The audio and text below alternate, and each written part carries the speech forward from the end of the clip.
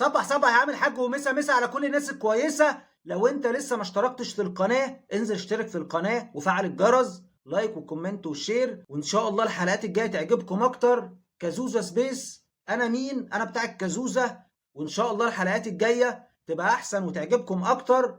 بحبكم في الله. يلا يا جدع، يلا بقى، يلا انزل اشترك في القناه، يلا يا ابني اشترك في القناه وفعل الجرس. يلا يا ابني، ده ببلاش والله، ببلاش خالص خالص مالص خالص. انزل اشترك في القناة، فعل الجرس، خد جولة في القناة. اللي يعجبك اعمل عليه لايك، شاهد، درمغ، كسر الدنيا، وشير الفيديوهات في كل حتة.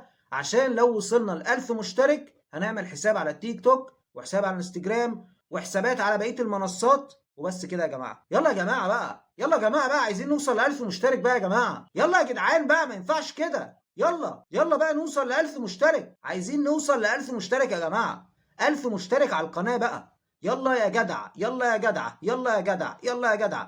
1000 مشترك على كازوزة سبيس، عايزين نوصل ل1000 مشترك. بس ده كل اللي انا طالبه منك. طبعا انا عايز اجيب ال 4000 ساعة مشاهدة، وده يعتبر مستحيل. احنا الفيديوهات العادية بتاعتنا بتجيب 0 مشاهدة. اكتر مقطع جايب 2 مشاهدة، لكن انا مش هيأس وهفضل مكمل وهفضل مستمر لحد ما اوصل وانجح باذن الله تعالى. مش عارف ازاي بصراحة، لكن انا عامل كازوزة سبيس، وطبعا واضح جدا من اسمها كازوزة سبيس، يعني مساحة كازوزة، وهي عبارة عن مساحة حرة للتعبير. انا هنا جاي اعبر، انا هنا جاي اعبر، انا جاي اعبر عن اماني وطموحاتي. ازيكم يا جدعان؟ صبح صبح يا عم الحاج ومسا مسا على كل الناس الكويسه. انا هضطر اقفل عشان زوري